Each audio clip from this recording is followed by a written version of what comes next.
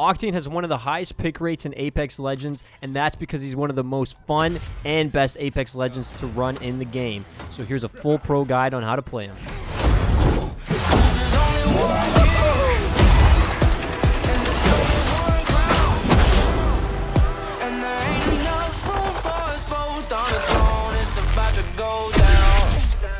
Yo, what's good YouTube? It's your boy Yo-P, and I'm bringing you the first pro Apex guide. We're going to be going over the fan favorite OCTANE. This vid did incredibly well on my TikTok, so go down to the links below and check it out as well. We're also going to be talking about the updated nerf that he's going to be getting real soon. First up, we got his passive. The passive Swift Mend. What is the passive Swift Mend? It allows you to heal 1 HP per second. If you're weak with both health and shield loss, make sure that you pop your cells or battery first. You will be regaining health at the exact same time, which is more efficient. His ability is the STIM. You're going to be able to run faster, but you're going to lose 20 health instead of 12 now. But the cooldown is going to be reduced to 1 second, so it's a bit of a trade-off. If you have no HP or low HP and you pop a STIM, the STIM will not kill you. With the new updated STIM, be wary of your health since you will lose more of it. If you're sneaking up on a team and you don't need to use it, I'd recommend holding it off for a bit as you can go into a fight with max HP. When you first land from the ship, make sure that you pop your STIM to get loot as quick as you can, allowing you to get better loot than the enemy and getting it quicker. This also allows you to steal all the loot from your teammates, which is fine because you're an OCTANE main, and you deserve all the loot in the world since you're probably the best one on your team. Make sure that you pop the STIM while healing for movement, and you might as well use it when popping a medkit because it will fully regenerate your health too. If you get stuck or hit by an arc star, make sure that you hit the STIM to avoid being stunned by it. If you're in the middle of a fight, popping your STIM will give you extra strafe speed, making it harder for your enemy to shoot you. You can also keep ADSing down the sight while strafing side to side. Now there's a comparison that we're going to go over real quick that I'm going to explain. When you pop the STIM now, you're going to be taking 20 instead of 12 health damage. However, I think if the enemy is able to miss more shots on you, you're still getting a better trade-off with losing 20 health.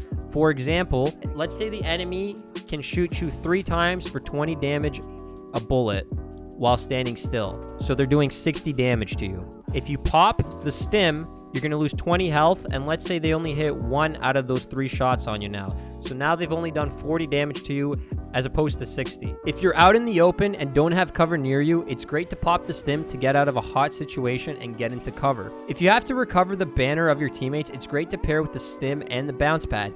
Throw the pad down near the death box and then pop the STIM so that when you're recovering the banner and you're holding it in your little hand and you can't do anything, the STIM is still going off so you're not vulnerable.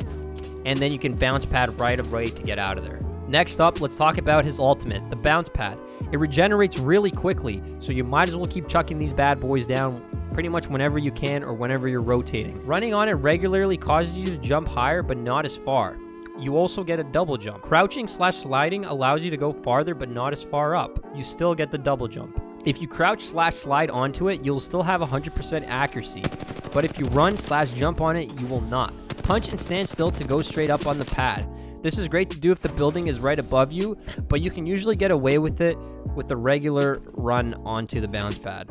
You can also change directions and have a bit of movement in midair. Do this by moving your crosshair where you want to go and then pairing it up with the second jump to create an even sharper change of direction. It's great to pop heals on it, but you won't get the double jump. This is situational as sometimes you want to go farther and then heal, or you want to heal on it right away. Aim for hills to pair it with the slide so you go faster / farther. You can also punch to go backwards. Run forward, punch, then start holding back after you punch. This will cause you to bounce pad backwards. This is great for throwing off enemies that are chasing you. You can throw the bounce pad down in buildings, / in Gibby's bubble to throw off enemies when they run into it. You can also throw other Legends abilities on OCTANE's bounce pad, including Gibraltar's bubble shield. This is great as it adds more distance. You can throw Revenants, Silence, Horizons, Lift, and pretty much every legend that you can think of. I won't show them all here for time purposes, but mess around in the firing range and see which one works. Use the Trident on Olympus with the bounce pad to get maximum distance and height for rotation. It's also great to just rotate in open fields so that you're not invulnerable and there's no cover around you.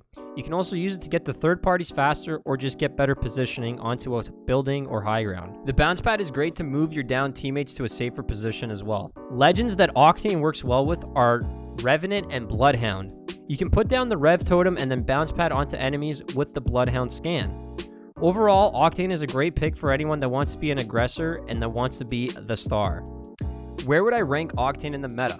Octane is definitely a top 3 pick, and you pretty much always want an Octane on your team.